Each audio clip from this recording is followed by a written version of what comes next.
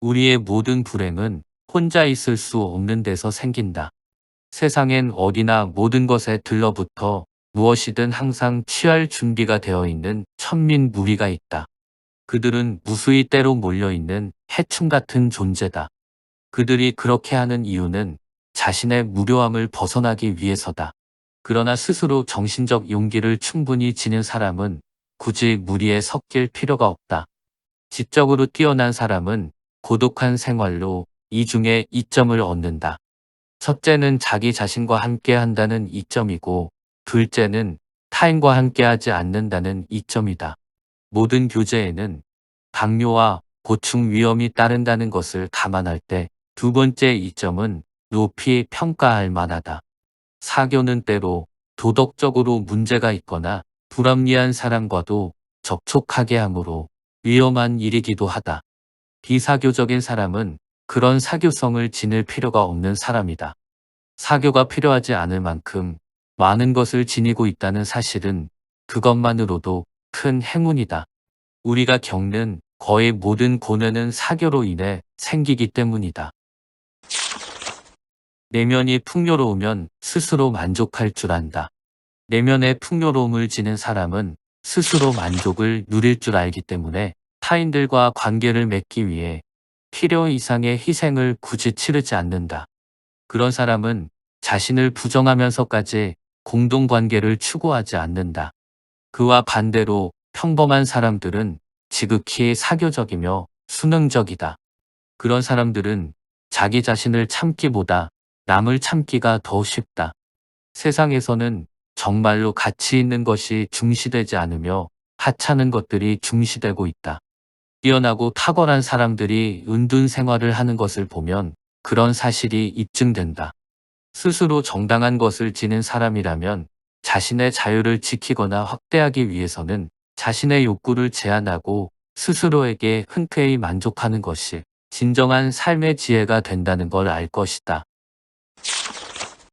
현재를 즐기는 것이 가장 현명한 지혜다. 우리 삶의 모든 순간은 단 한순간만 존재한다일 뿐이고 그 다음엔 영원히 존재했다가 된다. 생명의 샘을 끊임없이 채울 수 있다는 은밀한 의식이 우리 마음속 깊은 곳에 자리하고 있지 않다면 우리는 어쩌면 흘러가는 짧은 생을 보며 미쳐버리고 말지도 모른다. 그러므로 현재를 즐기고 그것을 삶의 목적으로 삼는 것이 가장 현명한 지혜라고 말할 수 있을 것이다. 오로지 현실만이 실제하는 것이며 다른 모든 것은 단지 사고의 유의에 불과하기 때문이다. 하지만 또한 현재를 삶의 목적으로 삼는 것이 가장 어리석은 짓일지도 모른다. 다음 순간 더 이상 존재하지 않는 것 꿈처럼 완전히 사라져 버릴 것을 진지하게 추구할 가치는 없기 때문이다. 고독을 사랑하는 습관.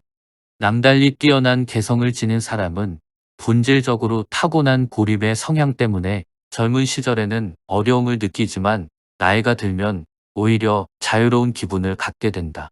고립의 습관에 자기 자신을 친구로 삼는 습관을 더한다면 그것이 제2의 천성이 되기도 한다. 젊은 시절엔 고독을 사랑하는 습관을 어렵게 가질 수 있었다면 이제는 그런 마음이 아주 편하고 간단한 것이 된다. 말하자면 고독한 마음이 마치 물을 만난 물고기처럼 자연스럽게 되는 것이다. 행복은 타인의 판단에 좌우되지 않는다.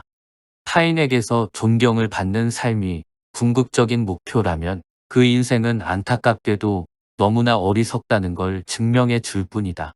타인의 판단을 너무 중요시하는 것은 지나친 망상이다.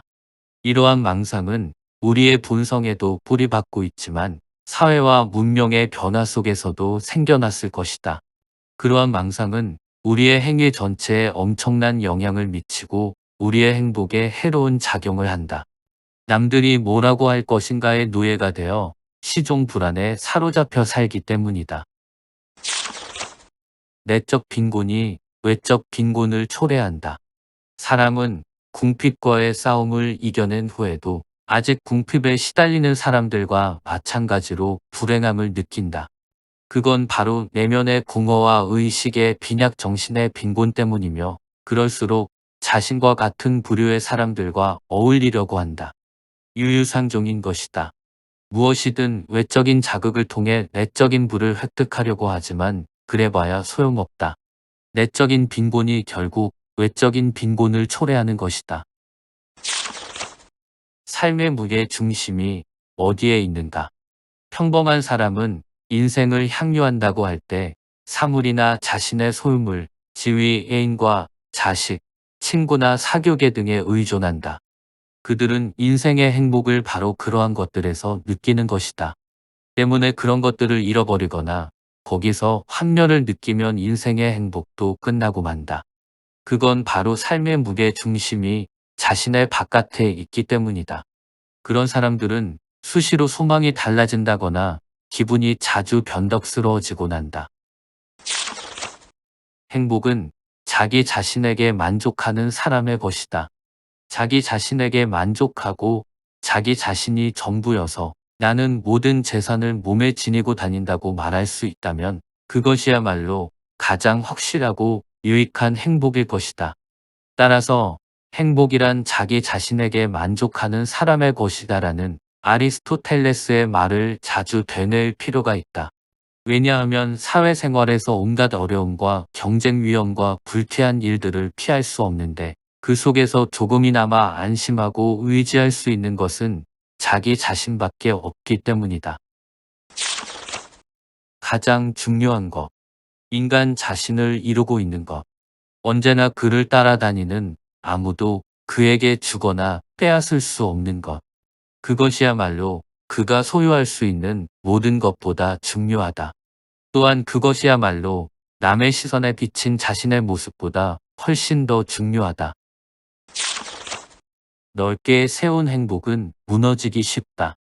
어떤 사람이 얼마나 행복한지를 알아보려면 그가 어떤 일에서 즐거움을 느끼는지가 아니라 어떤 일에 슬퍼하는지를 물어보면 된다. 사소한 일에 대해 슬퍼할수록 더 행복한 것이라고 말할 수 있다. 큰 문제 없이 잘 지낼 때 사소한 일에 민감하게 반응할 것이기 때문이다. 다시 말해 불행이 닥치면 사소한 일들을 전혀 느끼지 못한다는 것이다. 그러므로 우리는 삶에 많은 요구를 하면서 행복을 너무 넓은 범위에서 기대하지 않는 것이 좋다.